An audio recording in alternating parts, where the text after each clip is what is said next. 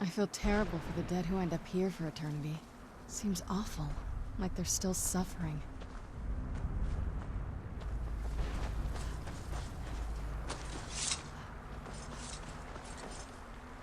Mother?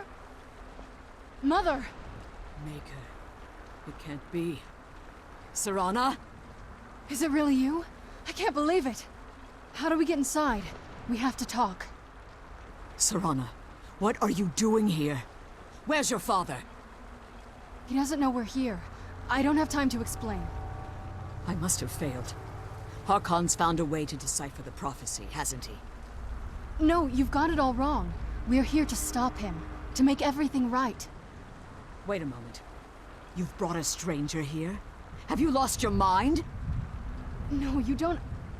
You, come forward. I would speak with you. So how has it come to pass that a vampire hunter is in the company of my daughter? It pains me to think you'd travel with Serana under the guise of her protector in an effort to hunt me down. Coming from one who murders vampires as a trade, I find it hard to believe your intentions are noble. Serana has sacrificed everything to prevent Harkon from completing the prophecy. I would have expected her to explain that to you. You think I'd have the audacity to place my own daughter in that tomb for the protection of her Elder Scroll alone? The scrolls are merely a means to an end. The key to the tyranny of the sun is Serana herself. When I fled Castle Volkihar, I fled with 2 Elder Scrolls. The scroll I presume you found with Serana speaks of Auriel and his arcane weapon, Auriel's bow. The second scroll declares that the blood of Cold Harbor's daughter will blind the eye of the dragon. Like myself, Serana was a human once. We were devout followers of Lord Molag Bal. Tradition dictates the females be offered to Molag Bal on his summoning day. Few survive the ordeal. Those that do emerge as a pure-blooded vampire. We call such confluences the Daughters of Cold Harbor. It's what some call the domain of Molag Bal, his place in oblivion. It was expected of her, just as it was expected of me. Being selected as an offering to Molag Bal is an honor. She wouldn't have dared turn her back on that. Now you're beginning to see why I wanted to protect Serana, and why I've kept the other Elder Scroll as far from her as possible. If Harkon obtained Auriel's bow, and Serana's blood was used to taint the weapon, the tyranny of the sun would be complete. In his eyes, she'd be dying for the good of all vampires. And how exactly do you plan on stopping him? If you believe that, then you're a bigger fool than I originally suspected. Don't you think I weighed that option before I enacted my plans? You care nothing for Serana, or our plight. Whether or not you've become one of us in order to survive the Soul Cairn, you're still a vampire hunter at heart. You're here because we're abominations in your mind. Evil creatures that need to be destroyed. Serana?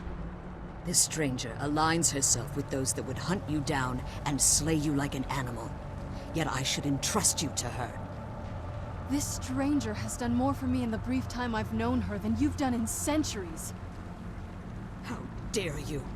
I gave up everything I cared about to protect you from that fanatic you call a father! Yes, he's a fanatic. He's changed. But he's still my father. Why can't you understand how that makes me feel? Oh, Serana, if you'd only open your eyes. The moment your father discovers your role in the prophecy, that he needs your blood, you'll be in terrible danger. So to protect me, you decided to shut me away from everything I cared about. You never asked me if hiding me in that tomb was the best course of action. You just expected me to follow you blindly. Both of you were obsessed with your own paths.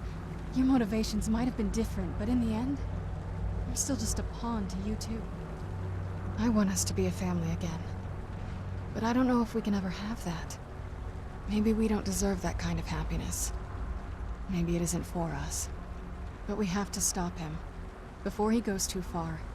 And to do that, we need the Elder Scroll. I'm sorry, Serana. I didn't know. I didn't see. I've allowed my hatred of your father to estrange us for too long. Forgive me. If you want the Elder Scroll, it's yours. Your intentions are still somewhat unclear to me, but for Serana's sake, I'll assist you in any way that I can. Yes, I've kept it safely secured here ever since I was imprisoned. Fortunately, you're in a position to breach the barrier that surrounds these ruins. You need to locate the tallest of the rocky spires that surround these ruins. At their bases, the barrier's energy is being drawn from unfortunate souls that have been exiled here. Destroy the keepers that are tending them, and it should bring the barrier down. One more word of warning.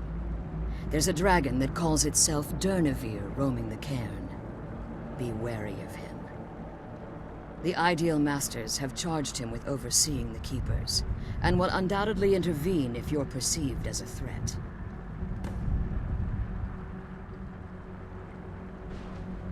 When I entered the Soul Cairn, I had intended to strike a bargain with the Ideal Masters, the custodians of this place. I requested refuge in the Soul Cairn, and in exchange, I would provide the Ideal Masters the souls that they craved. If I had foreseen the value they placed on my own soul, I would never have come here. The Ideal Masters unleashed their keepers and sent them to destroy me. Fortunately, I was able to hold them at bay and retreat into these ruins. Unfortunately, yes. Since the keepers weren't able to claim my soul, they had their minions construct a barrier that I'd never be able to breach. Time has very little meaning to me. Consequently, it has little meaning to the Ideal Masters as well.